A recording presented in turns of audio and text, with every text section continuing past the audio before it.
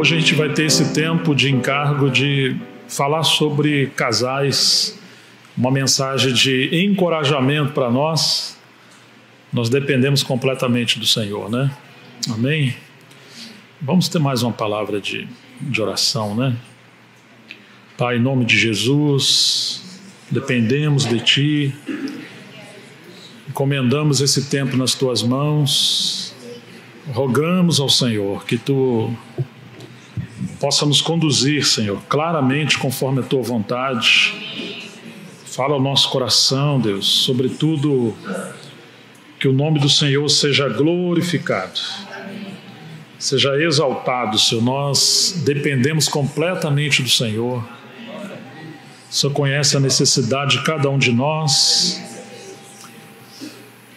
e nós queremos conhecer a Tua vontade plena para essa noite aqui conosco. Oramos em nome de Jesus para a Tua glória. Amém.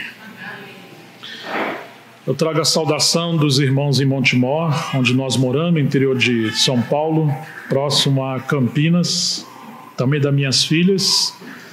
Eu e Mira temos 3 filhas, a caçula está com 22 anos, é uma escadinha, 22, 23 e 24. E estamos fazendo 27 anos de casados, somos novos ainda, mas já temos uma estrada no Senhor e Ele tem tido misericórdia de nós e nos ensinado algumas lições preciosas. E nós queremos repartir alguma coisa com vocês, contando com a graça do Senhor, né? Eu tomei a liberdade de dar um tema para esse compartilhar, que vai ser Conhecendo Cristo no Casamento. Eu penso que se a gente não entender que o casamento não é um acaso, uma obra do acaso, mas que é o propósito de Deus, foi Ele que originou a família, foi Ele que planejou a família. E se a gente não entender o propósito principal do casamento, então nós teremos muitos problemas. E nós encontramos que por falta de discernimento da vontade de Deus no casamento, ou para o casamento, hoje nós temos uma sociedade em caos. A família tem sido grandemente atacada na sociedade. O índice de divórcio, de separações, de traições, de adultério tem sido cada vez mais alarmante e, infelizmente, não apenas na sociedade, mas também no cristianismo, na cristandade.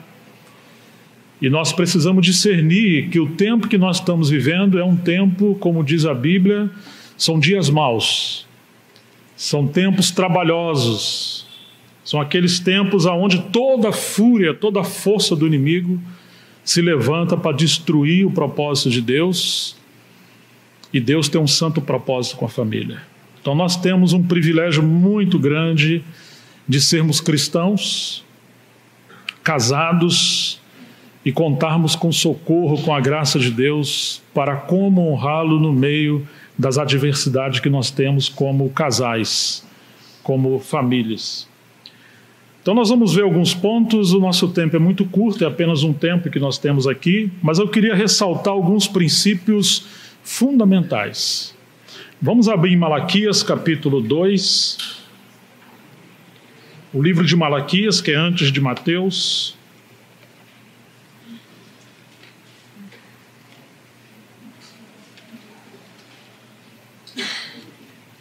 Versículo 14.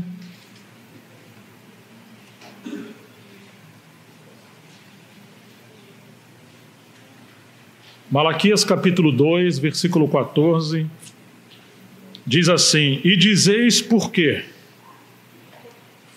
Porque o Senhor foi testemunha entre ti e a mulher da tua mocidade, com a qual foste desleal, sendo ela a tua companheira e a mulher da tua aliança. Malaquias 2, 14. Versículo 16. Porque o Senhor, o Deus de Israel, diz que odeia o divórcio E aquele que encobre a violência com a sua roupa, diz o Senhor dos Exércitos, portanto, guardai-vos em vosso espírito e não sejais desleais.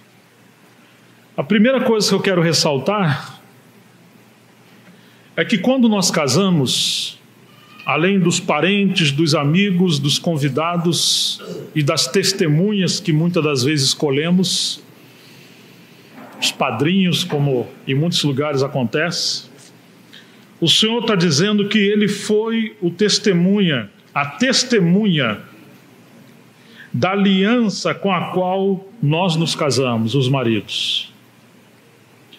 E esse é um texto muito importante, porque nesse período, depois que o povo vieram de Babilônia, voltaram a Jerusalém, eles aprenderam os costumes das terras dos gentios, e eles estavam separando das suas mulheres e procurando outras mulheres.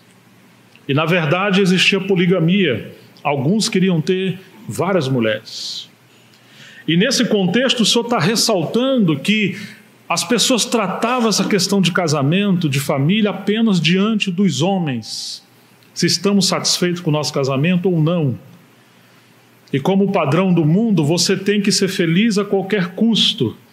E quando o casamento às vezes não vai bem, a tendência do mundo é se separar e arrumar alguém diferente. Que lamentável que os ídolos do mundo, os atores, os grandes astros, eles trocam de cônjuge como se estivessem trocando de carro ou de roupa. E que pena que às vezes as crianças, os nossos filhos e muitos irmãos que ainda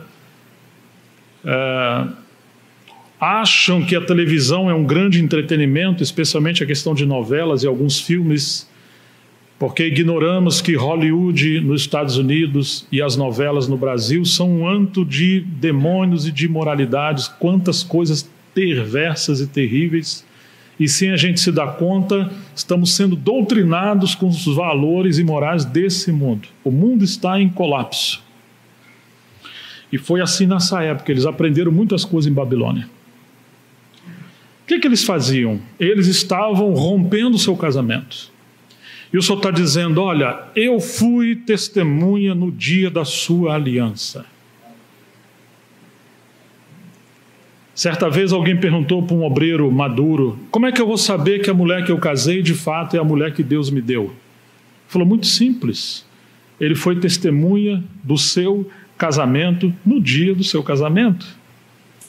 Às vezes nós nem sequer pensamos nisso, de que além dos parentes, dos amigos, dos vizinhos, das testemunhas, existia a maior testemunha, que é uma testemunha celestial, soberana. O Deus que governa o universo, Ele quer ser o Deus da nossa casa. Se Ele coloca o universo em ordem, tenhamos fé que Ele também ordena a nossa casa. Então a primeira coisa que eu queria ressaltar, irmãos, o Senhor foi testemunha do nosso casamento diante dele. Agora Ele fala, eu odeio o divórcio. Puxa, Senhor. Mas nós vamos descobrir uma outra coisa que eu queria abrir com os irmãos em 1 Pedro capítulo 1.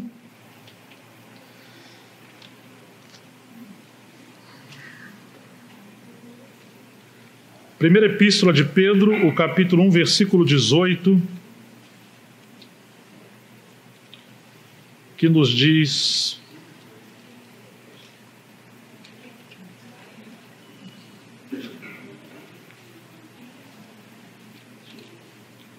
sabendo, 1 Pedro capítulo 1, versículo 18, sabendo que não foi com coisas corruptíveis como prata ou ouro que foste resgatados da vossa vã maneira de viver que vocês herdaram dos vossos pais.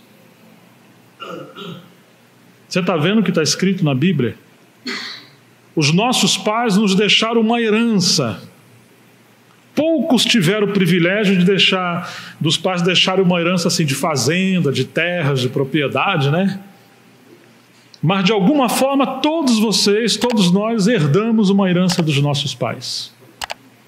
O problema é que a Bíblia está chamando isso de uma vã maneira de viver, uma fútil maneira de viver, uma herança negativa. Pedro está se referindo àqueles que não conheceram o Senhor, foram criados numa cultura pagã, e agora, quando creram em Cristo, vieram pela fé caminhar no Evangelho, eles foram comprados, versículo 19 diz que eles foram comprados com o precioso sangue de Cristo, em relação à salvação. Mas a herança que nós recebemos dos nossos pais são muitos princípios, muitos costumes, muitas maneiras que infelizmente não eram pautados pelos princípios de Deus na sua santa palavra. Em outras palavras, irmãos, nenhum de nós fomos preparados para o casamento. Você colocaria o seu filho para fazer uma cirurgia com alguém que se diz um médico, que não estudou cerca de 5 anos na medicina, numa faculdade, fez uma pós-graduação, especialização? Se você perguntasse, você é um bom médico? Ele falou, olha, mais ou menos. Você não daria seu filho. Imagine se ele fez todo o curso de universidade, mas ele só tirava a média, 5. Se a nota é de 1 a 10, só tirava 5. Vamos dizer assim, é meio médico. Você teria liberdade de dar seu filho para uma cirurgia? Não. Você viajaria num avião que o piloto não tivesse concluído o seu curso, não fosse devidamente capacitado, preparado, estudado para isso? Não. Até num carro que vamos dirigir, a pessoa tem que ser treinada, fez curso, tem um mínimo de preparo. Irmãos, em tudo nós fomos preparados. Ou pelo menos em quase tudo que vamos fazer na vida. Mas, infelizmente, nós nos casamos sem sermos preparados para o casamento. E pior, nós herdamos uma vã maneira de viver. E pelo incrível que pareça, ainda que a Bíblia diz, deixará o homem seu pai e sua mãe, unir-se-á a sua mulher, e os dois serão uma só carne. Muitos dos homens não deixaram seus pais e mãe. Mas mesmo quando deixaram seus pais e mães e vão viver em outro lugar, nós não entendemos isso. Mas psicologicamente nós trazemos os sogros para dentro da nossa casa. Nós vivemos por muitos anos com nossos pais, então nós herdamos muitas coisas na nossa mente, no subconsciente, nos nossos costumes. Aquele filho que não honrava a mãe, você acha que ele vai honrar a esposa? Ou aquela esposa que não honrava os seus pais, você acha que ela vai honrar o marido? E quantas manias nós herdamos dos nossos pais. E agora nós nos casamos e estamos na fé. Parece-me, numa liberdade que vou falar, parece-me que Deus tem 2 armadilhas para você e para mim.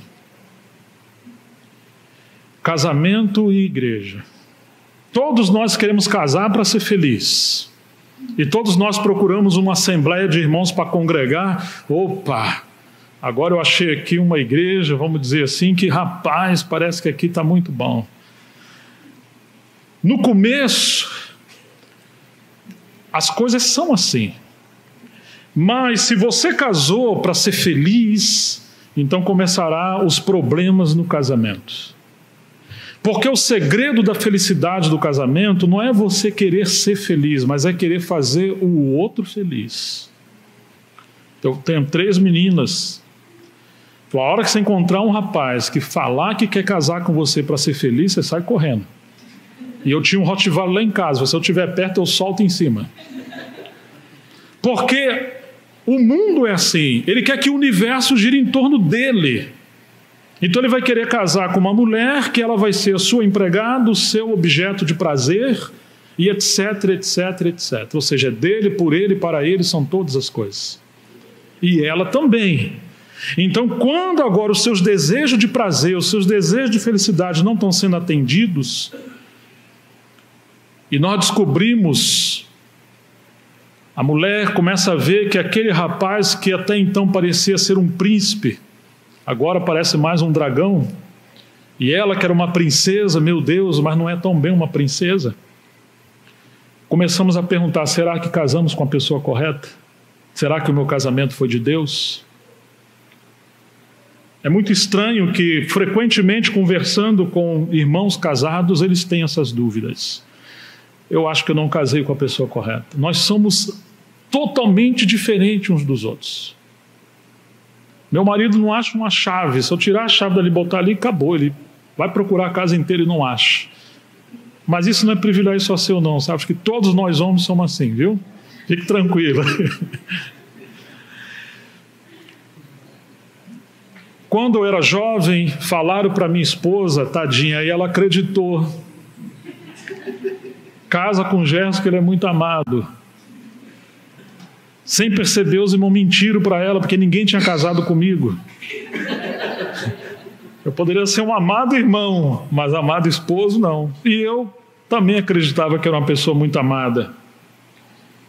E também falaram que ela era uma pessoa muito querida, que eu deveria casar com ela. Nós nos casamos muito cedo. Ela tinha 23, eu tinha 25.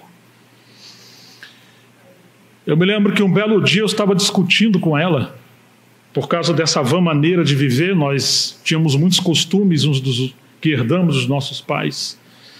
E eu queria que ela mudasse algumas atitudes dela. A gente não se entendia em algumas coisas. Até então eu achava que era uma pessoa muito amada, mas eu não sabia que eu era muito machista e legalista. Eu só fui descobrir depois que me casei. Ou seja, o casamento também é um instrumento que Deus usa para revelar vários aspectos interiores de nossa vida que nós não conhecemos. Nós só vamos conhecer quando estivermos vivendo uma vida a dois. E quando eu estava discutindo com ela, ela ficou em silêncio. De repente eu virei, ela estava de joelho dobrado, na beira da cama, cobriu a cabeça com o véu, em sinal de que se separou para Deus. Eu fiquei mais bravo ainda, porque eu não tinha acabado de falar. Homem raramente fala assim tudo, mas quando dana falar também, ficar bravo, sai de baixo. E quando eu fui abrir a boca para falar com ela, o Senhor falou comigo, que antes dela ser a minha esposa, ela era filha dele. Quase falou assim, e aí, vai encarar? E aquilo acabou comigo. Porque até então eu tratava ela como minha esposa, minha mulher. Mas eu tinha esquecido que ela era filha de Deus. E ele me colocou uma outra coisa no coração, de que aquilo que eu achava que eram defeitos dela, do ponto de vista de Deus, aquilo eram virtudes naturais que ele havia dado para ela. Seu costume, sua alegria, sua espontaneidade. Aquilo foi muito forte para mim, porque o Senhor começou a tratar comigo alguns aspectos do meu legalismo no casamento. E eu comecei a entender que não poderia haver um relacionamento conjugal saudável entre nós se não discerníssemos Cristo no meio do nosso casamento. Ela não é apenas sua esposa, ele não é apenas seu marido. Vocês são filhos de Deus. E o que diz a Bíblia? Se uma casa estiver dividida contra si mesma, você lembra o que vai acontecer? Ela vai ruir. O inimigo sabe como criar problemas na nossa família, no nosso casamento, para a gente ter confronto uns com os outros. Aquilo que é diferente entre nós, que deveria servir para nos complementar, nós entendemos que aquilo ali são debilidades de oposição e começamos a lutar um com o outro em relação àquilo. E, na verdade, essas diferenças entre nós de comportamento, de pensamento, de gosto, de personalidade, são meios que Deus usa para complementar o casamento, mas também são meios que Deus usa para nos transformar. Oh, irmãos e irmãs, precisamos ver que antes de você querer ser feliz, entender que o casamento é um instrumento, é uma instituição de Deus para nos transformar à imagem do seu Filho. Não pensa que você casou com a mulher errada ou que você casou com um homem errado. Nossa, mas ele é um cabeção. Pois é, mas você precisa desse cabeção. Ou você precisa dessa esposa. Porque Deus fez assim no meio da adversidade, porque a obra dele é te transformar na imagem de Cristo. E agora nós vamos parar de lutar uns com os outros e orar para compreender com a graça de Deus como lidar com essas adversidades, porque nós estamos num processo de transição. Já viram quando a rua, às vezes tem uma placa, está cheia de buracos, os carros têm que passar com dificuldade, assim, desculpe-nos, estamos em obras. Vocês já viram, né? De vez em quando a gente deveria colocar uma camiseta, desculpe-nos os transtornos, né? Estamos em obra, nós estamos em obra. Deus está trabalhando conosco. E Ele usa primeiramente e acima de tudo o casamento. Ah, irmãos, como nós precisamos ver que o Senhor está trabalhando conosco no meio do casamento, no meio da adversidade. Nós, quando somos imaturos, valorizamos coisas que não devemos valorizar tanto. Somos tão superficiais. E à medida que o tempo vai passando, vamos deixando as coisas mais superficiais e nos voltando para as mais centrais. E uma das coisas mais centrais está a família, está o casamento. Todo o trabalho, qualquer coisa que fizermos na vida, que estiver em desarmonia com o nosso casamento, não teremos a bênção de Deus ali. E nós precisamos considerar as coisas diante do Senhor.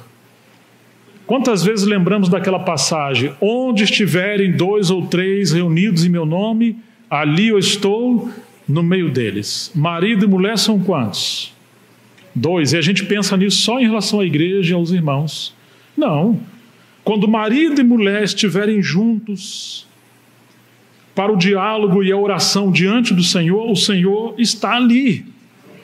E nós precisamos aprender a trazer as nossas necessidades, as nossas adversidades, as nossas complexidades diante de Deus em oração.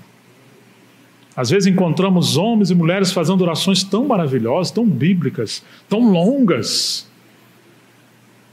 No meio dos irmãos são santos, mas dentro da sua casa, marido e mulher não conseguem orar juntos. Às vezes alguns têm uma pregação maravilhosa, mas dentro de casa eles não conseguem ter diálogo.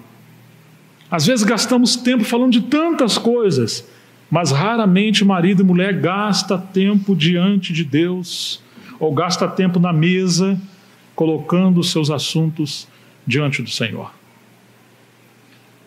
Por isso que nós vamos encontrar várias passagens na Bíblia, mas eu queria lembrar você novamente esse texto de 1 Pedro 1,18. Nós fomos resgatados de maneira vã de viver que recebemos por herança dos nossos pais. Mulheres, tenham bastante paciência com seus maridos. Maridos, tenham longanimidade, paciência e amor com as mulheres, porque nenhum de nós somos preparados para o casamento. Nós não sabemos viver isso, irmãos. Não sabemos ser pai, não sabemos educar os filhos, não sabemos nada. Nós carecemos da graça de Deus. Amém? E é interessante que eu só fui descobrir tanto aspecto negativo na minha vida e também algumas virtudes só depois do casamento. E eu ficava admirado comigo mesmo. De vez em quando ainda fico surpreso assim, porque é no relacionamento, no desenvolvimento que nós vamos descobrindo coisas em nós que nem nós mesmos sabíamos que era assim. Nós não tínhamos noção dessas coisas. Então nós ainda estamos nos descobrindo. Igreja e casamento e família são 2 meios que Deus usa para nos quebrantar e nos transformar. Muitas vezes a intenção de deixar o lar ou deixar a assembleia que nos congregamos é porque não discernimos a vontade de Deus na igreja e no casamento. Não, ali é exatamente o lugar que eu devo estar. Por quê? Porque a obra de Deus é me transformar. E nós vamos desonrar muito o Senhor se nós não entendermos o propósito dele no casamento, na família. Nós vamos lutar contra o Senhor. Muitos problemas nós vamos ter por quebrarmos princípios da palavra de Deus, e às vezes o Senhor vai ter que nos permitir tantas adversidades até a gente se sujeitar e orar: Senhor, cumpre a tua vontade.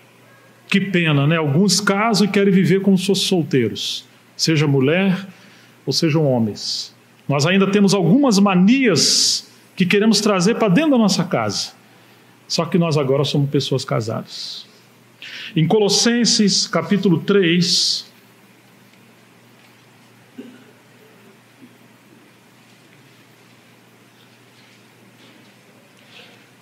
versículo 18,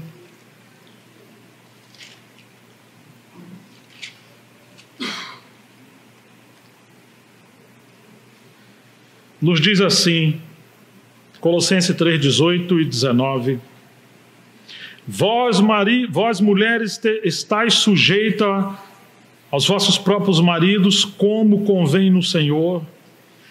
Vós, marido, amai as vossas mulheres e não vos irriteis contra ela. Não trateis as mulheres com amargura. Paulo fala disso em outras cartas, especialmente aos Efésios. Mas olha o que ele está falando aqui para nós. Que a maior dificuldade, provavelmente, para uma mulher é se sujeitar ao seu marido. E a maior dificuldade, provavelmente, do marido é não ficar irritado contra a sua esposa. É não ficar amargurado. Com os irmãos nós somos tão longânimos, os maridos. Mas com as esposas e os filhos, nosso pavio é muito curto. Estão vendo, irmãos? E o casamento é um meio do Senhor mudar. Mas a única maneira da esposa se sujeitar ao marido é quando ela entende que ela precisa fazer isso no Senhor. Por um lado, ela está se sujeitando ao Senhor quando ela se sujeita ao marido. Não é porque o marido é bom, mas porque essa é a vontade de Deus, isso é um princípio de Deus. E por outro lado, a maior dificuldade do marido em não amar a mulher, e agora o Senhor está falando para nós, marido, ame as vossas mulheres. A realidade do seu conhecimento que você tem de Deus é manifestado pela forma que você trata a sua mulher. Você pode fazer 5 cursos de teologia. Você pode participar de todas as conferências. Você pode ter uma biblioteca riquíssima. Você é o que você é dentro da sua casa. Seja mulher, seja marido. É ali que nós revelamos a nossa personalidade. Nós somos o que somos ali dentro. Nenhum lugar nos revelamos mais do que dentro do nosso lar e do nosso relacionamento conjugal.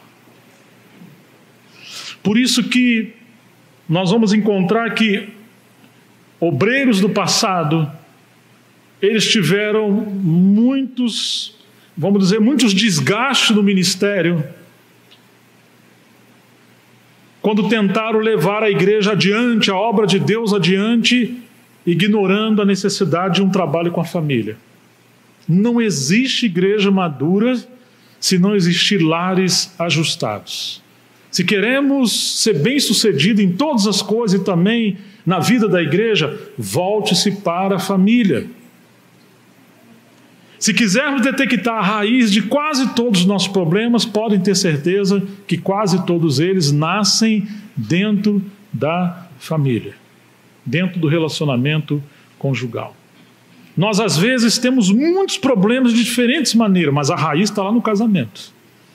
Ou uma mulher insatisfeita, ou o marido insatisfeito.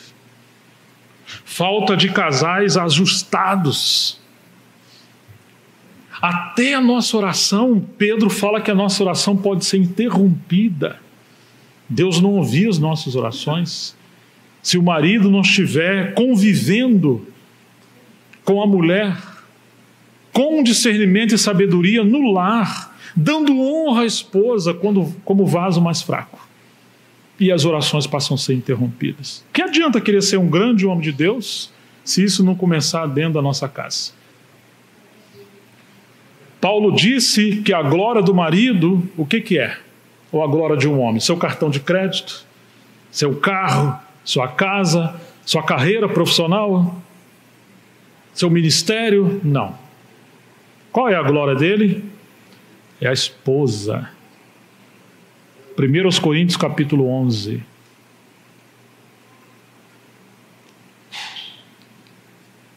Você quer conhecer um homem bem-sucedido? Não olhe para ele. Porque um ateu, um incrédulo, um profano, qualquer tipo, pode ter uma carreira profissional muito bem-sucedida. Mas um homem, segundo o coração de Deus, é um homem aprovado na sua casa. Olhe para a esposa dele. Se a esposa é uma mulher satisfeita em Deus e no seu casamento, provavelmente você tem um bom marido dentro do seu lar. Vocês querem achar essa passagem de Coríntios, né? Estou vendo todo mundo mexendo na Bíblia. Talvez os maridos vão pensar, rapaz, o irmão arrumou um problema para mim agora. 1 Coríntios capítulo 11, quando vai dizer que a mulher é a glória do marido. Vamos ver aqui.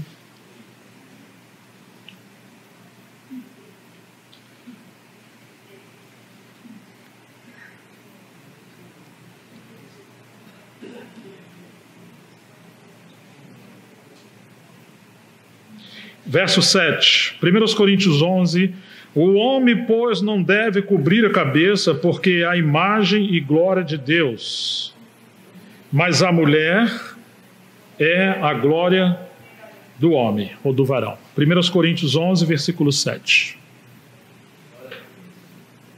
A glória do varão, o que é então? Seu ministério. Não? Sua carreira profissional. Não? Sua carteira, seu cartão de crédito, seu carro. Não, por que o mundo busca isso? E por que muitos irmãos buscam isso? Quantos em nome do ministério arrebenta com a família? Quanto em nome da carreira acaba com a família? Quanto em nome do salário? Irmãos, não tem preço.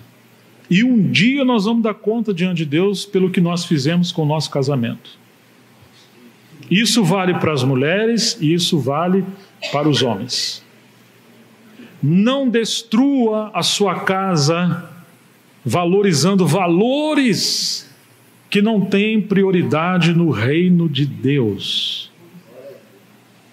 Às vezes você está insistindo numa coisa e aquilo está acabando com a tua saúde, está te dando insônia, está te dando dor de cabeça, doença, você está irritado ou irritada, porque você está fazendo algo de desarmonia com o seu casamento. E se você fizer algo que começa a desconstruir o seu casamento, você está arrumando um problema com Deus, não é só com a sua família. John Walker, um homem de Deus que partiu para o Senhor, uma vez ele falou que Deus destruiu o comunismo, principalmente porque o comunismo era contra a ordenação da família. Ele nem entrou em questão de ideologia, de nada. Ele falou, se algo é contra a família, Deus vai destruir.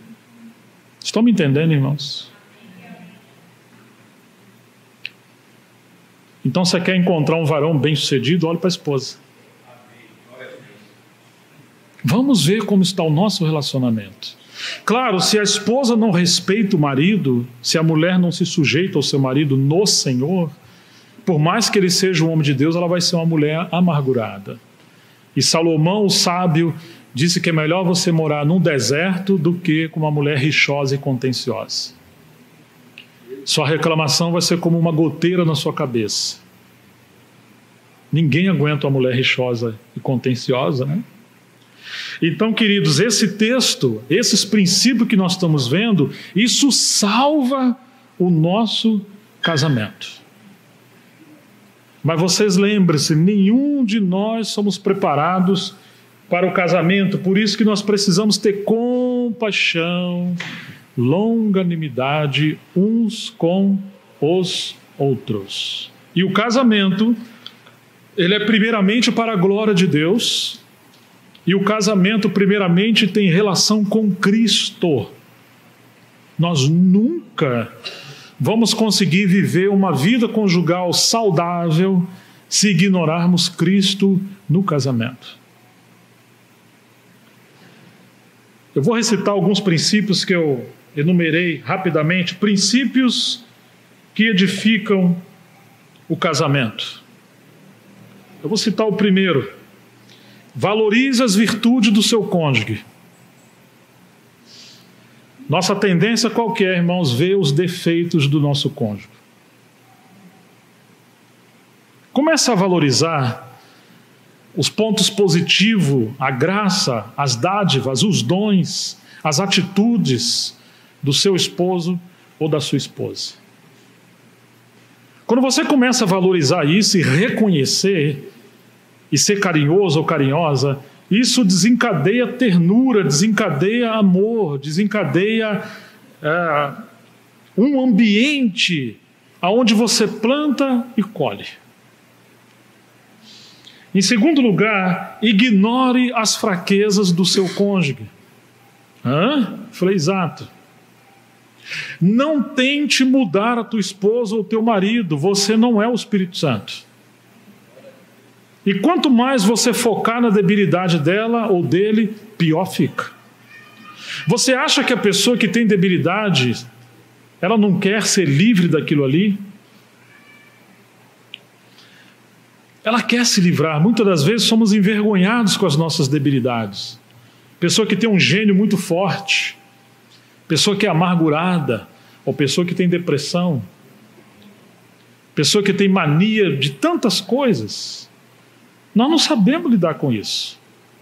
Mas quando você fica ali, martelando naquele mesmo lugar, isso gera um caos tão grande, porque nem mesmo a pessoa sabe lidar com isso. É muito interessante que quando ministramos graça, valorizando as virtudes uns dos outros, essas debilidades começam a ser cobertas pela graça de Deus. Certa vez, eu considerando essa questão, o Senhor me fez lembrar essa passagem de Efésios, capítulo 5, que eu sei que todo mundo conhece. Mas vamos olhar uma coisa aqui.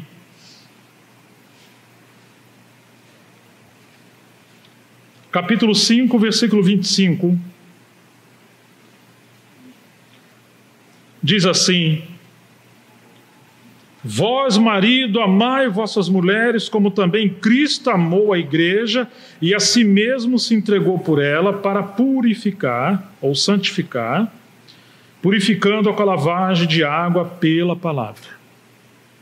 Muito interessante que a maioria enfatiza, que o marido é a cabeça da mulher, verso 23, e a mulher deve se sujeitar a ele. Ok, isso também é verdade. Mas como é que Cristo foi cabeça da igreja? Como é que Cristo deu a vida pela igreja? O que ele fez? Morreu. A maneira do marido ser cabeça na sua casa só tem uma. Não é se ele manda, não é se ele é forte, é se ele morre. Morre para o seu orgulho, morre para esse coronel que às vezes vive dentro de nós, morre para a tirania, morre para o controle, morre para a manipulação. Nós achamos que liderança tem a ver com controle. Não. Liderança tem a ver com proteção, com condução. Liderança tem a ver com serviço. Liderança tem a ver com salvar a vida do cônjuge. Todos nós, à semelhança de uma mulher, éramos como meretrizes, perdidos. Sabe como é que Jesus deu a vida por nós? Ele morreu.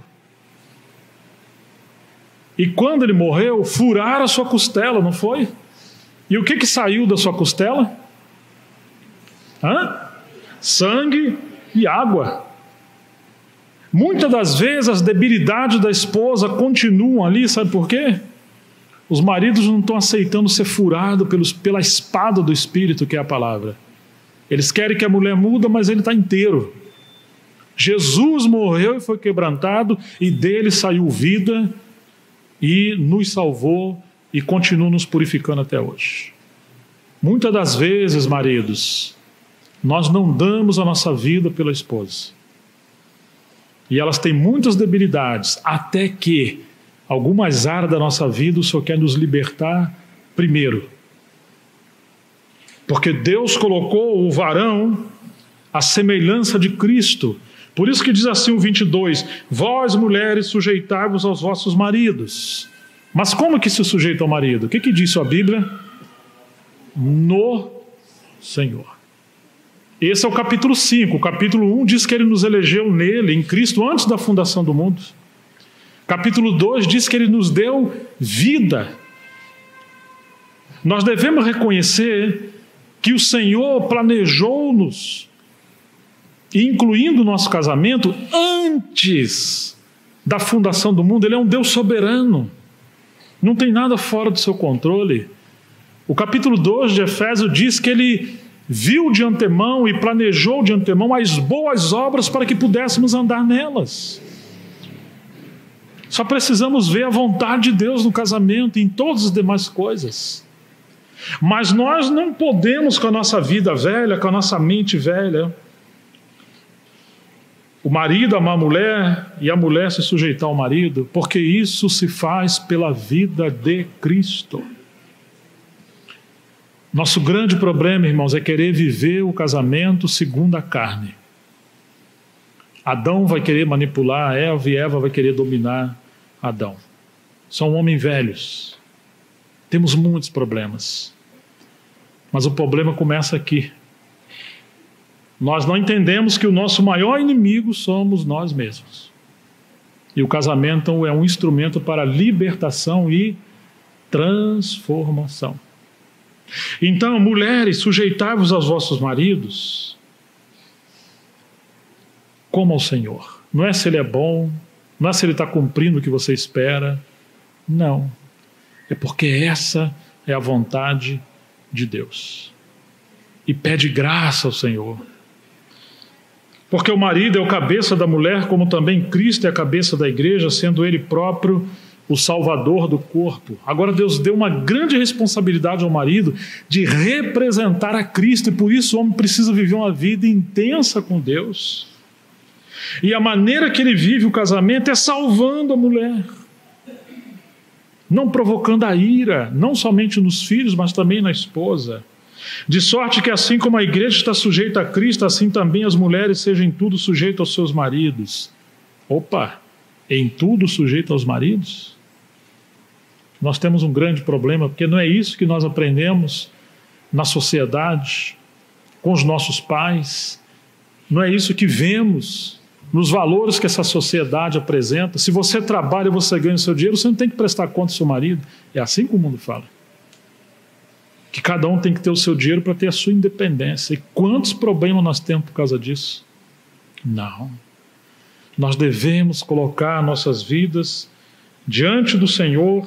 E é claro, porque Deus fala para a mulher ser sujeita ao marido, agora o marido tem uma responsabilidade infinitamente maior.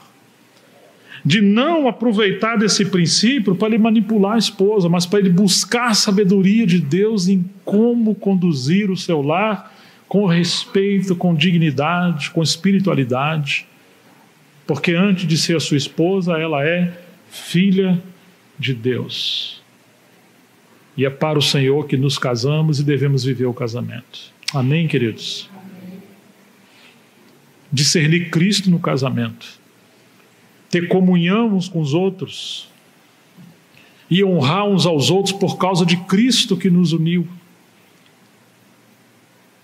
Vós, marido, amai as vossas mulheres, como também Cristo amou a igreja, a si mesmo se entregou por ela, para santificar, purificando com lavagem de água pela palavra, para apresentar a si mesmo igreja gloriosa. Se você quer que a sua mulher seja uma mulher gloriosa, madura, espiritual, vai ter que aceitar ser furado na costela e tem que sair água e sangue, perdão e vida. A vida que ela precisa para entrar no nível de espiritualidade, para compreender o Senhor, tem que vir da costela do varão.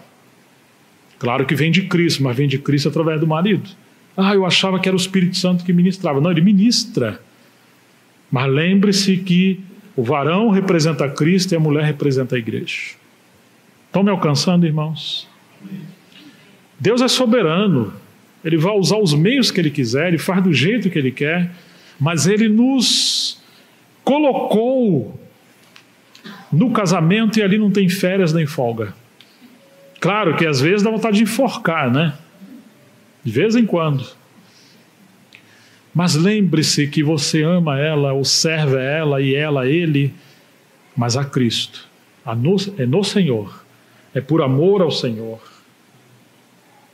Assim devem os maridos amar suas próprias mulheres. Interessante, né?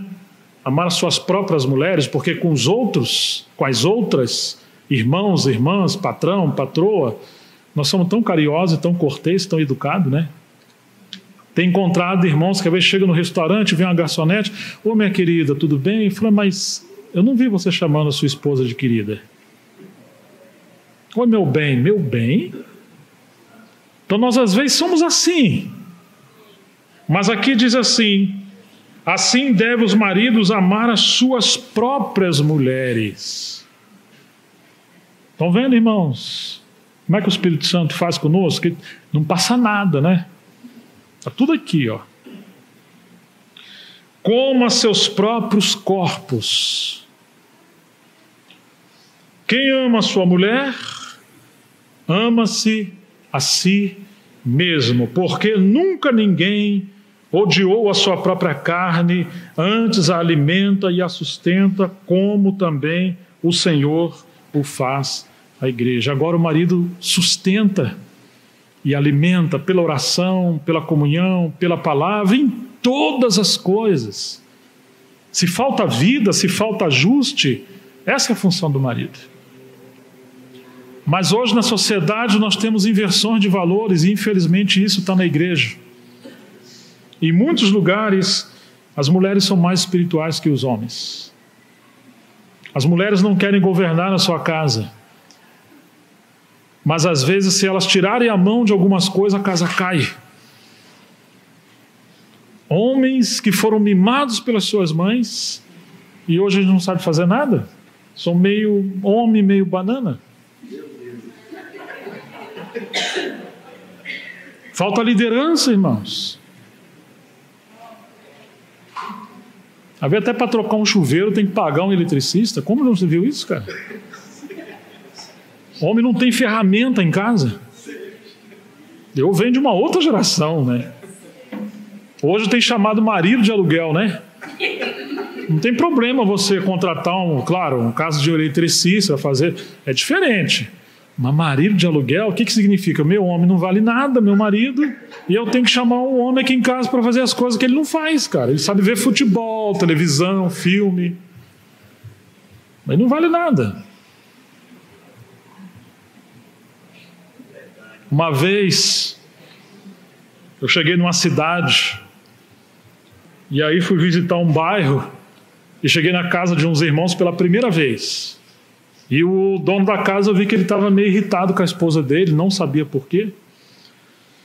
Nunca tinha ido na casa deles. Era muito distante, era um outro estado. Eu falei assim, irmão, imagina, é só imagina, tá?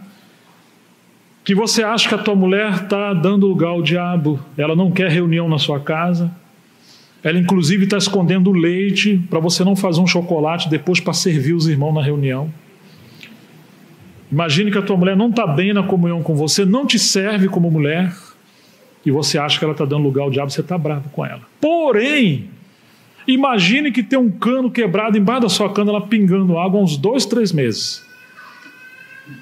E você não conserta, mas você sai para servir os irmãos, você faz tudo pelos irmãos. E aí ela entrou num acordo que enquanto você não resolver esse negócio do cano, ela não tem paz para ter reunião na casa dela. Quem está dando lugar ao diabo? É a sua mulher ou você? Eu falei, que é isso, irmão? Eu falei, não, é só uma ilustração, imagina. E eu fui embora. Pegamos o carro, aí o celular tocou do irmão que estava dizendo, e eu ouvi, né? Ô irmão, você não pode falar a vida da gente para um irmão estranho. Ele falou, mas que irmão estranho? Que vida da gente?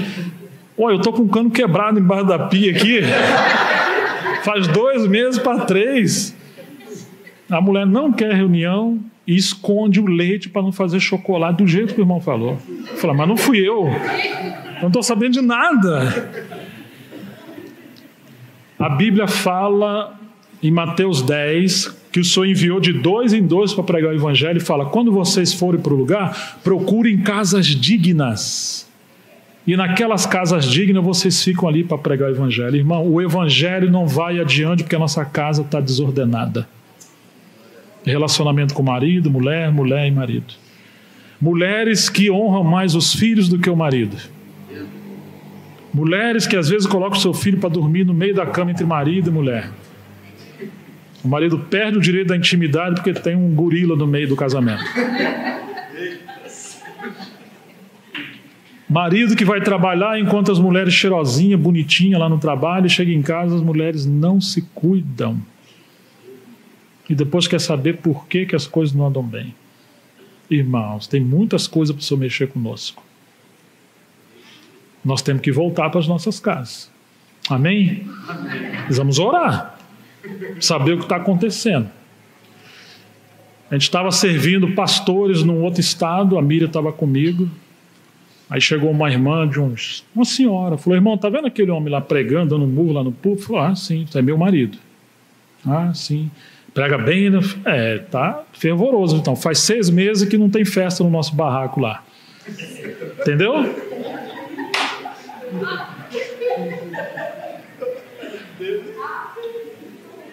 Aquele homem cheio do Espírito Santo, entre aspas, não estava dando conta do recado como marido. E o outro extremo é que o outro queria todo dia ter festa no barraco, mas já está com 50, quase 70 anos, não tem problema se tem saúde, né? Que bom que tem saúde, graças a Deus, né? Mas às vezes tem que ter flexibilidade, a patroa não está disposta para tanta velocidade assim. E às vezes não tem sabedoria dentro do lar. Nesse período, aí nós colocamos uma caixinha de pergunta e resposta. Rapaz, era cada pergunta, ainda bem que não colocava o nome, é cada um pior do que a outra, né? Mas são perguntas necessárias. E se tiver que falar publicamente, não vai falar. Tem que ser assim, põe uma letrinha disfarçada que não é a sua, ou traz de casa digitada que ninguém sabe de quem é, e põe na caixinha se ninguém vê. Tem umas perguntas bem pesadas. Mas o Senhor sabe. Então, queridos, essa questão, ela precisa ser essas coisas precisam ser encaradas no nosso casamento, né? Precisa ser encarado no nosso casamento. Você lembra o que diz 1 Coríntios capítulo 7? Qual é o assunto? É sobre o quê? É casamento. Mas fizeram umas perguntas a Paulo, não foi? Nós já estamos remando para o fim. Vou tentar usar mais alguns minutos de forma objetiva. Ora, quantas coisas que me escreveste. Então, eles também tinham muitas perguntas para fazer a Paulo. 1 Coríntios 7, verso 1. Bom seria que o homem não tocasse em mulher. Eu falei para você, não casa. Quem casa faz bem, quem não casa, faz melhor. Mas, por causa da fornicação, 1 Coríntios 7, 2, cada um tem a sua própria mulher e cada mulher tem o seu próprio marido. Ou seja, se não tem o dom de ficar solteiro, o que tem que fazer? Casa. E aí Paulo vai falar assim: o marido pague à mulher a devida benevolência e da mesma sorte a mulher pague a sua devida benevolência ao marido. O que você acha que é benevolência aqui? Fazer um pudim domingo? Um macarrão com frango? Você acha que é isso? Não é, irmãos. Vocês sabem o que é, né? Ele está falando da vida sexual saudável. Que infelizmente para muitos isso é um tabu, mas isso é uma bênção que Deus colocou no casamento para ser desfrutado por marido e mulher. Do homem servir a esposa servir ao marido. A mulher não tem poder sobre o seu próprio corpo. Que conversa é essa? Que enquanto você não comprar aquilo, nós não vamos ter mais intimidade. aquela desculpa, está todo dia com dor de cabeça, está indisposta. Eu sei que existem problemas, eu sei que existe debilidade da saúde, mas, irmãos, muitas das vezes nós defraudamos o direito do cônjuge como uma forma de manipular, seja o marido a mulher ou a mulher ao marido. Marido e mulher têm que cuidar da sua saúde para você dar conta do recado e ser bem-sucedido na sua vida íntima. Eu me lembro que nesse encontro de pastores, um irmão mais velho, o pastor falou assim: irmão, tem um irmão aqui que se acidentou e ele ficou com deficiências no corpo dele, as pernas não funcionam, e ele, para dar conta do recado na sua vida sexual, ele toma uma cachaçinha, bem pouquinho, com um galho lá do Nordeste, lá que o sujeito vira um furacão. Mas é uma pinguinha. Eu estava pensando em pedir ele para parar, porque crente não deve beber. Eu falei: rapaz, já perdeu as pernas, perdeu a carreira, perdeu tudo, a única coisa que sobrou você quer tirar dele? E se você tirar isso dele, como é que a esposa fica? Nós às vezes somos legalistas, irmãos. Ele não é alguém cachaceiro, mas ele buscou uma alternativa, que é claro que eu orientei ele a procurar um médico. Mas nós, maridos e mulheres, muitas vezes temos um problema de saúde, seja impotência ou seja dificuldade íntima, e nós precisamos procurar um médico e nos tratar. Eu conheço um senhor muito querido, está com 80 anos, e eu vou falar para você, hein? O velhinho é duro na queda, tá? Mas ele abre o armário dele, tem umas garrafadas lá, parece o pai Joaquim. Pai Joaquim é um apelido lá do Rio, viu? Não tem nada a ver com o Joaquim aqui, não. Pai Joaquim lá é os caras que vendem um cara de galho lá, de catuaba, vende uns trem lá. Ou seja, irmãos, cuida da saúde. Mas às vezes a mulher se dá muito na casa, no trabalho, na faxina, e o marido também. E aí a gente ignora essa responsabilidade maravilhosa, saudável, de nós sermos bem-sucedidos também nessa área. A mulher não tem poder sobre o próprio corpo, mas tem o marido. E também da mesma sorte, o marido não tem poder sobre o seu próprio corpo, mas tem a mulher. Não vos priveis um do outro, senão por consentimento mútuo ou em acordo por algum tempo, para vos aplicardes ao jejum e à oração. E depois ajuntai-vos outra vez, para que Satanás não vos tente pela vossa incontinência. Quando o casal não tem uma vida sexual saudável, um ou outro estão sendo expostos ao adultério. E esse é um dos problemas graves que nós encontramos, que essas coisas são ignoradas e não há um diálogo mútuo entre marido e mulher, e mentoria e apacentamento. E às vezes muitos problemas que nós temos, a raiz está aqui. Então esse é um princípio importante da gente envelhecer com saúde, com qualidade, com vida. Claro que o casamento não se resume a só isso, mas isso aqui é uma coisa importante, que ela vai desencadear uma série de outros ajustes psicológico, saudável, de vida, de sono, de tudo, de todo estado humano. O Senhor colocou esse aspecto da vida íntima como um princípio, que isso também representa a nossa vida como Cristo e a igreja, marido e mulher. Não queira ser muito espiritual ao ponto de ignorar a nossa humanidade. Eu venho de uma época que algumas coisas me marcaram muito. Uma é que eu me envolvi com um grupo de irmãos que eles queriam ser tão santo, que tinha que ficar uns 15 dias antes da ceia sem marido e mulher dormir junto. E quando às vezes eu dormir junto, tinha que dormir de roupa. Porque vai que um anjo aparece e o cidadão está nu, ou a esposa está nua. Então não podia nem tocar, e se dormisse junto tinha que ser de roupa. Depois eu passei a ajudar algumas assembleias num outro estado, que eu raramente menciono o nome para não expor. Isso já faz uns 20 anos. A irmã falou: Gerson, as irmãs estão vendo um anjo. Quando às vezes vai ter intimidade, aparece um anjo e fala: epa, psh, hoje não. E é só as mulheres que vê, o homem não vê. E eu visitei uma casa que tinha um rapaz novo, muito bem de vida, ele tinha uma empresa. Ele não era cristão, não. Mas tinha reunião na casa dele, ela era uma irmã, e ele me respeitava. Falou assim: irmão, eu estou com a raiva desse anjo tão grande, porque eu tenho 30 anos. Eu estou procurando ser fiel à minha mulher, mas lá na empresa tem umas meninas lá que tá em cima. Aí chega em casa, na hora que nós vamos ver a parede. Eu nunca vi, porque se eu ver, eu mato um anjo desse. Mas a mulher disse que veio e o anjo disse que não pode. Irmãos, eram anjos caídos.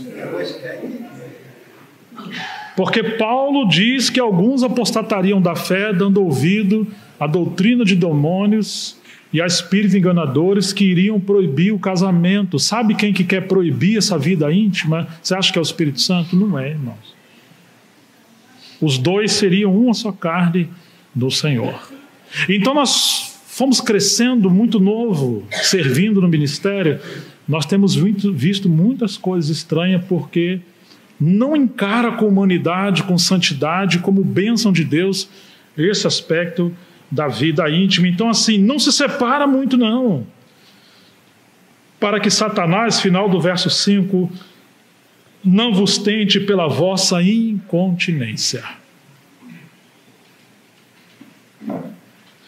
Então, queridos, esse é um ponto muito importante.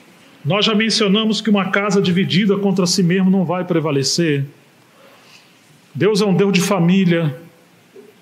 Quando ele chamou Noé para edificar uma arca, ele chamou Noé com a casa dele. Quando ele falou para Abraão sair da sua terra e da sua parentela, Abraão foi peregrinar aí depois com Sara. E ele peregrinou também com seus filhos. Deus escolheu Abraão porque Abraão iria ordenar a sua casa. Ou seja, Deus espera que a família seja ajustada para servir a Deus. Ainda que os encargos são diferentes, a medida espiritual seja diferente, mas Deus colocou a mulher para ser a ajudadora do marido. E qual é um dos problemas da sociedade hoje? Uma inversão de papéis. As mulheres querem que o marido seja ajudador delas. Elas sejam cabeça e os maridos sejam os que estão seguindo as mulheres. Não, irmãos. Claro que uma mulher vai ter dificuldade de seguir e de ser colaboradora de um homem que não conhece a sua responsabilidade, a sua missão em Deus. Muitas das vezes os maridos não são espirituais. Mas nós precisamos crer que o Espírito Santo quer ajustar a nossa família. Quer ajustar o nosso casamento. Houve um tempo que uma família convidou a mim e minha esposa. Eles começaram a congregar conosco. Falou: irmão, vá lá em casa. Nós não podemos nem visitar os irmãos e nem receber irmãos lá em casa, porque nossa filha não para. Chora, e arranha as coisas, e rola no chão, e mexe em tudo, e a gente gasta lá um dinheiro alto na farmácia. A menina está impossível, uns 3, 4 anos. Fomos lá. Eles abriram a situação, e a gente queria que o irmão orasse e pusesse as mãos na nossa menina para repreender essa inquietação. Falei: antes de avançar, eu queria fazer uma pergunta para vocês. Quem governa essa casa? Ele parou, falou: mas como assim quem governa essa casa? Falei: então eu vou perguntar de outra maneira. As decisões que vocês vão tomar na família giram em torno de quem? Se vocês vão receber pessoas, se vocês vão sair, se vocês vão no mercado. Aí apontou assim: é a criança. Eu falei: opa, se tudo que vocês fazem aqui, o centro da atenção é a criança, tem uma inversão de valores. A Bíblia diz assim, 1 Coríntios capítulo 11, vamos ver rapidinho, já que a gente está aqui.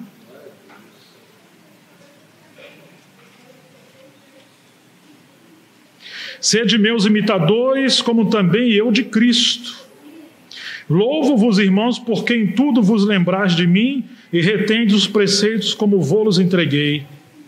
Tudo bem, vocês estão guardando as tradições, tá legal. Mas quero que saibais que Cristo é o cabeça de todo homem, e o homem é o cabeça da mulher, e Deus o cabeça de Cristo. Você está vendo o que a Bíblia está dizendo? Deus é o cabeça de Cristo, Cristo é o cabeça do homem, e o homem é o cabeça da mulher, e os dois devem governar os seus filhos. Falei, quando um homem não governa a sua casa, e ele agora se torna sobre os filhos, precisa saber quando o pai está chateado, quando o pai está zangado. Mesmo que ele fique irado, a Bíblia não proíbe você irar. Irai-vos, mas não pequeis. Deus se irou e quis acabar o mundo várias vezes no Velho Testamento. Por causa da indignidade, da rebelião e da desobediência. Eu acho que muitos de nós aqui viemos de uma época que só o olhar do nosso pai fazia a gente tremer. Não precisava nem falar nada. Meu pai, quando olhava para mim, Deus me livre. Imagina, papai estar conversando com alguém, eu passava por fora, não passava nem na sala. Ai de mim parar na sala, ai de mim passar no meio da conversa. E se eu olhasse pela janela, eu sei que depois ele ia chamar minha atenção e às vezes vinha a vara. E hoje, irmãos? Hoje os pais falam várias vezes com seus filhos, é um tempo difícil, muito difícil. Os pais têm que dar um celular, alguma coisa para subornar os filhos. Se meu filhinho obedecer, eu prometo que eu... Não, você está subornando seus filhos, falta de autoridade, falta de oração, falta de ser um homem sério, uma mulher séria. E às vezes a mulher entra na frente dos filhos para ser advogada dos filhos e quebra a autoridade dos pais. Trata isso lá no quarto. Bem, eu acho que você exagerou, você foi duro, você falou, mas fala com ele lá no quarto, não fala na frente dos seus filhos, você vai quebrar a autoridade do marido. Há muitas pesquisas na área da sociologia. Os filhos que não são corrigidos pelos pais são filhos fracos, melancólicos e deprimentes. E eles acabam entendendo que seus pais não os amam. Muito índice de suicídio, de depressão, vem lá do berço. Os filhos mais amados são os filhos que os pais amam, e quando você corrige, ele entende que você protege, que você cuida. Teve alguém que foi para a cadeira elétrica nos Estados Unidos certa vez, ganhou pena de morte. O último desejo dele foi ver a mãe. E quando a mãe foi ver, ele pediu para dar um beijo na mãe. Quando a mãe colocou o seu rosto, ele agarrou o rosto dela e mordeu de querer arrancar o pedaço. Falou, eu estou morrendo. Mas isso aqui é para a senhora lembrar, que se a senhora tivesse me corrigido com vara quando eu era criança, eu não tinha cometido tantas coisas erradas que eu cometi. Porque não foi corrigido, eu não consegui mais controlar esse ímpeto mau que eu tenho. Claro que ele não pode botar a culpa sobre a mãe, mas esse é um princípio. Então hoje, irmãos, quantos problemas nos lares, porque o centro são os filhos. Às vezes os maridos e mulheres vivem tanto para os filhos, que quando os filhos casam, eles dois não sabem nem viver juntos, porque eles não cultivaram vida junto. Desde pequeno, nossas filhas, nós criamos assim, olha, seu pai está saindo com a sua mãe. Nós vamos também? Não, hoje não. Mas por que não? Porque hoje é só eu e ela. Onde nós vamos? Não vou falar. Filho não tem que saber de tudo, tem hora que você tem que botar limite. Eu vou também. Aí, primeira vez que a minha menininha do meio estava na padaria, viu uma criança se jogar no chão, fez birra, a mãe foi lá e comprou um doce. Aí minha filha viu aquilo, chegou em casa, quis fazer birra, eu peguei o cinto e dei umas lambadas. Falei, você quer chorar? Você quer um motivo para chorar? O pai vai dar. E umas 3 lambadas. Nunca mais fez pirraça. E quando começar a falar, você quer um motivo para chorar. Ué, não está doente, já comeu, está saudável, por que você vai chorar? Não está doendo. Então tem muita família manipulada pelos filhos. Muitos casais com problemas, porque as mães são advogadas dos filhos, ou os pais não têm tempo para dialogar com os filhos, e aí só vai tentar resolver os problemas em casa com ira, quando já estourou como um vulcão em erupção. Irmãos, me lembro que quando sentamos uma vez com as nossas meninas, hoje é uma reunião de família, vocês podem falar tudo que vocês quiserem. Aí minha filha olhou, não vai ter retaliação? Não vai ter? Não, pode falar tudo, pai. Olha, pai, pode falar. Pai, eu acho que o senhor é muito duro naquele dia e tal. Eu falei, é mesmo, pai, aquele dia. E elas estavam certas. E aquela reunião foi até umas 3, 4 horas da manhã, todos nós choramos, nos arrependemos e oramos. Precisamos abrir o coração uns com os outros. Ter um ambiente de família. Um dia eu peguei minha nega, botei no meu colo, falei, bem, fala tudo que eu faço que te irrita, que te chateia, que te perturba, que te deixa... Ela olhou, o que aconteceu com esse homem? Está vendo um anjo? O que está vendo? Não apareceu o anjo não, minha filha. Eu estou querendo acertar a vida com Deus, né? Já que no braço o negócio não está resolvendo, então... Não, pode falar, não vai ter problema. Ela começou a falar, irmãos, era tudo coisa que eu achava que estava fazendo o melhor possível. E não estava. Depois ela falou assim, agora você fala para mim. Eu olhei, pode falar. Eu falei, olha, essa atitude sua, esse comportamento, essa teimosia, isso. Não dá, filho, isso aqui tem... E nós reconhecemos que tinha área em nossa vida que nós sabíamos que estávamos errados. E a gente não dava nome ao nosso pecado, não tratava na raiz do problema. Quando nós falamos a verdade em amor, que tinha área na nossa vida que nós não conseguimos nos libertar, passamos a orar e respeitar uns aos outros. Muitas dessas áreas o Senhor foi nos lavando, nos limpando. Algumas coisas que achávamos que aquilo era um grande problema, na verdade não era. Éramos nós que éramos, digamos, exigentes demais um com o outro. E as coisas foram superadas. Várias dessas coisas foram superadas. É claro que ainda hoje nós estamos aprendendo grandes lições. Eu quero terminar com um versículo, 1 Coríntios capítulo 10, versículo 31.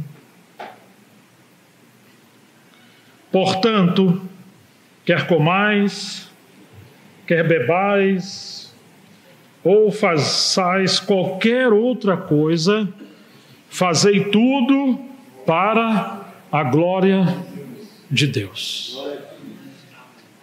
Amados irmãos e irmãs, considere diante do Senhor, no seu casamento, todas as coisas que um discordam com o outro, todas as coisas que seguramos, que insistimos. Vá diante de Deus, pergunta para Ele, isso aqui realmente é para a glória de Deus que eu estou fazendo? Ou isso aqui é uma teimosia, um orgulho, uma vaidade minha? E às vezes são coisas boas, mas nós temos que abrir mão dos nossos interesses, cada um, para cuidar do interesse do outro. A vida do casamento é uma vida de dar a vida um pelo outro. E só há felicidade quando você passa a focar a felicidade do outro. A felicidade de um homem se dá quando ele esquece da sua própria felicidade.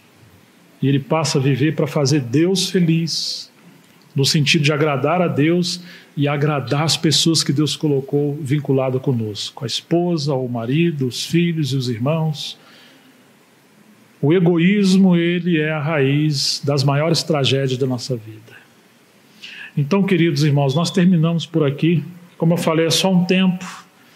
Mas eu espero que tenhamos tocado em pontos que, pelo menos, o Espírito Santo possa levar para a gente confrontar nossa consciência. E olha, se quer um conselho, gaste tempo no diálogo. Gaste tempo conversando. Tome café demorado. Saia junto. Ande junto. Caminhe junto. Faça o máximo que puder para estar juntos. Volte a brincar, volte a seduzir no bom sentido, a paquerar. Volte a surpreender a sua esposa e o seu marido.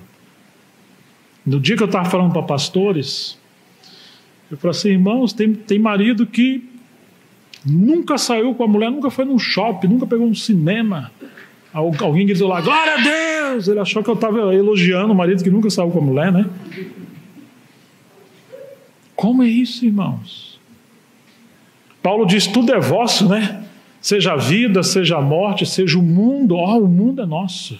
Desde que o mundo não nos domine, não nos governe. Mas nós podemos sair, podemos descansar, podemos tirar uns dias de férias, podemos pegar uma pousada, podemos pegar uma praia. Claro, não vai para uma praia de nudismo, não vai se expor. Não vai para o extremo também, né? Não vai ver um filme cheio de imoralidade. Não é isso que eu estou falando. Nós gastamos quase 0 de televisão em casa. Não temos isso. O que nós temos é focar em coisas que geram vida no casamento. A gente gasta dinheiro com carro, com tanta coisa, e às vezes o marido é tão mão de vaca que ele não quer pagar o almoço para uma esposa. Ele troca uma roda de carro. Ele quer ver a mulher feliz, mas não quer investir no patrimônio. A mulher tem que fazer um cabelinho, né? Dar uma arrumadinha no patrimônio. Não quer que a mulher trabalhe fora, mas o cara é mão de vaca, filho. Aí não dá. Então tem que haver E a mulher também não pode aproveitar nisso para dar muito lugar à vaidade, precisa haver equilíbrio. Mas, irmãos, que o Senhor abençoe vocês e possa continuar falando no coração de vocês. Deus nos abençoe, irmãos, porque casamento é como as bodas de Canaã. O vinho que vem depois, o mais velho, é o melhor. Os melhores anos do casamento é quando vai ficando cada vez mais velho. Cada ano que passa, nós vamos nos despojando e a vida a dois com o Espírito Santo se torna os melhores anos do nosso casamento. É diferente dessa mentira que o mundo apresenta. Que Deus nos abençoe, possamos discernir Cristo no casamento. Vamos orar.